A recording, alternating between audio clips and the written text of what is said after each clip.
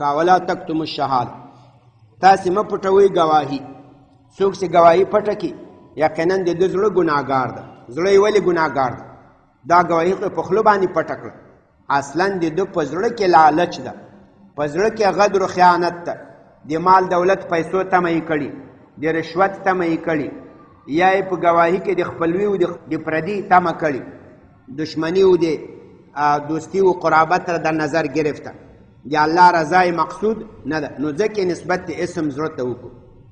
ما درته ویلي دا نن سبا دا موږ تاسې دیموکراتان یا دا سیکولرستان هغه ټول د خپلو خبرو ته دا غربي امریکایي نظریاتو ته له قرآن نه استدلال کوي، له څه شي نه؟ له قرآن و له حدیث نه. نو بیا دوی وایي دا د انتخابات رأی ثابت دي، ووټونه ثابت دي. الله تعالی ویلي دي ولا تکتموا شهاده، تاسې څه شی مه پټوئ؟ شهادت مه پټوئ، ګواهي مه پټوئ. نه سوی پې باندې پوه دا وایي نو دا د ووټونه مه پټوئ. څوک چې د ووټو مستحق دي ورسي هغو ته ووټ ورکړي. ومن یکتمها څوک چې ووټ پټ کړي قرار په کور کښېني فانه آثم قلبه د ده زړه ګناهګار دی، د زړه شی دی. اوس راسي دا خبره د دوی له څو ځایونو نه غلطه ده. اول ولا تکتموا الشهاده تاسې مه پټوئ ګواهي. دې ووټونو ته چې موږ تاسې ګواهي ووایو، ګواهي خو بیا په شریعت کې خپل اصول لري. څه شی لري؟ کتاب و شهادت به راواخلو که نه په شریعت د قرآن و د حدیث په رڼا کې به کتاب و شهادت راواخلو. په هغو کې د فاسق شاهدي قبلي کې، د کافر، د مرتد نه دا نه قبلي. او په ووټونو کې څنګه ده؟ ووټونو کې څنګه ده؟ هزار کس قبول مشه، هر څوک چې رایې ورکوي اچوي. دا یو. بل وګوره په شهادت کې یو سړی له دوه ښځې له یو سړي سره برابرېږي. نو په ووټونو کې هم څنګه سي؟ دوه ښځې باید یو رایه واچوي، د دوه ښځو باید یو کارت بیا یې واچوي، یو رایه یو ووټ.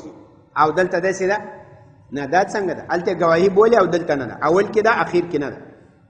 افتؤمنون ببعض الكتاب وتکفرون ببعض. یو منې ابل نه منې، خو داسې که کان دا بل. دلته وایي که څوک ګواهي پټه کړي د ده زړه ګناهګار ده. که څوک ووټ وانه چوي قرار کور کې کښېني دا ګناهګار ده؟ نه که نو خو ته فیصله وکړې دا ګناهګار ده. هېڅوک هم نه وایي دا ګناهګار ده. سره داسې تر نیمه زیات خلک څه شی نه اچوي؟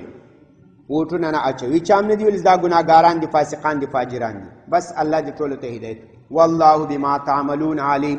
الله تعالی په هغه څه ستاسو په هغې باندې عمل کوئ علیم خبردار دی.